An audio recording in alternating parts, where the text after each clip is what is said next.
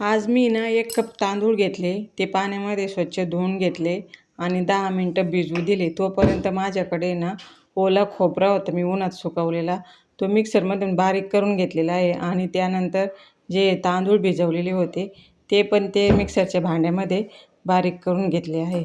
आणि मग नंतर मी काय केलं, एका पातेल्यामध्ये ना गॅसवर पाणी ठेवलं आणि एकीकडे कढई ठेवली. तर कढईमध्ये मी जे ओलं खोबरं आपण मिक्सरमधून काढलं होतं ते टाकलं आणि पाण्यामध्ये जे तांदळाची पेस्ट बनवली होती ना ती टाकली आणि दोन्ही सोबतच हलवत होते, कारण तांदळाची पेस्ट पण खाली लागण्याची शक्यता होती आणि खोबरं पण जळालं असतं कारण ते थोडं सुकलेलं होतं.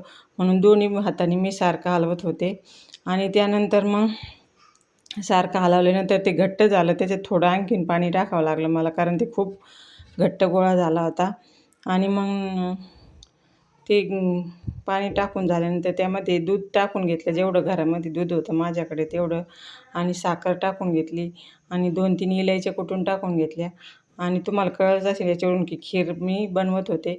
पण मी अगोदर अशी कधीच बनवली नव्हती. मी काय करायचे, तांदूळ भाजून बनवत होते. पण आमच्या शेजारच्या ज्या मावशी ना त्या पित्रात वगैरे असे बनवत्या, म्हणून म्हटलं आज वेगळं काहीतरी ट्राय करून बघावं, म्हणून मी तांदूळ भिजवले. पण ते तांदूळ जरा जास्तच झाले होते. ती खीर खूप घट्ट झाली, कारण तांदूळ मला वाटतं अर्धेच घ्यायला पाहिजे होते आणि हे खोबरं पण खूप जास्त झालेलं होतं. मी त्यामधलं अर्धं काढून घेतलं आणि मग ते खीरमध्ये टाकून दिलं, कारण जास्त खोबरं पण दाताखाली आल्यावर कचकच वाजतं, म्हणून अर्धंच टाकलं मी.